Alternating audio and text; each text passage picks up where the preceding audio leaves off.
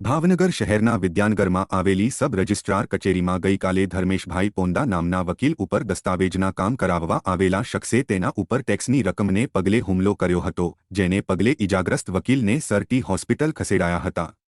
ભાવનગરમાં વકીલ ઉપર હુમલો થતાની સાથે જ વકીલ મંડળે એક દિવસ માટે કામથી અળગા રહીને પોતાનો વિરોધ નોંધાવ્યો હતો। એટલું જ નહીં, વકીલ મંડળની મીટિંગમાં વકીલોએ આ બનાવને લઈને આક્રોશ વ્યક્ત કર્યો હતો।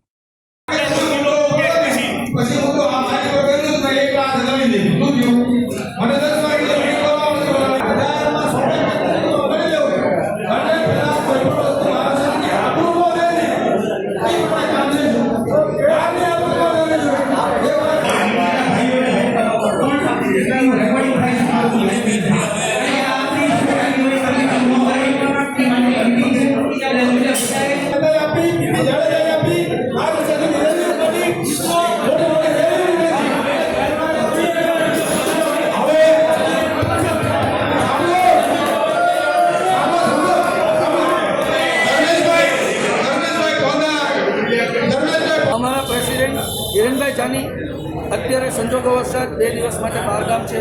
એ દરમિયાન ગઈકાલે ધર્મેશભાઈ પોંદા સાથે જે બનાવ બન્યો, ધર્મેશભાઈએ અમને બધાને જાણ કરી અને અમે તરત ભાવનગર ક્રિમિનલ બાર એસોસિએશનના પ્રેસિડેન્ટ અનિલસિંહજી જાડેજા, MSCP બારના પ્રેસિડેન્ટ કીર્તિભાઈ શુક્લ અને અમે હોસ્પિટલ ગયેલા, એમની પાસેથી બનાવની માહિતી મેળવી રાત્રે એમને ડિસ્ચાર્જ આપ્યા પછી નિરમબાગ પોલીસ સ્ટેશનમાં ફરિયાદ નોંધાવવા ગયા, ત્યારે પોલીસે નિષ્ક્રિયતા જાહેર કરી। એ નિષ્ક્રિયતા અનુસંધાને આજરોજ ભાવનગર બારની રૂમમાં મિટિંગ થયેલી છે અને અમારા બાર કાઉન્સિલો ગુજરાતના ચેરમેન શ્રી જે પટેલ સાહેબે પણ લાઈવ ફોનથી રમેશભાઈ સાથે વાત કરી અમને બાર કાઉન્સિલ સતત એમની સાથે છે એ અંગે પણ જાણ કરી છે। આજરોજ એવું નક્કી થયું છે કે ધર્મેશભાઈ અત્યારે બનાવ સંદર્ભે લેખિત ફરિયાદ આપવા નિરમબાગ પોલીસ સ્ટેશનમાં જઈ રહ્યા છે। ભાવનગર બારના અને ક્રિમિનલ બાર તથા MSCP બારના હોદ્દેદારો એમની સાથે જાય છે। કાલે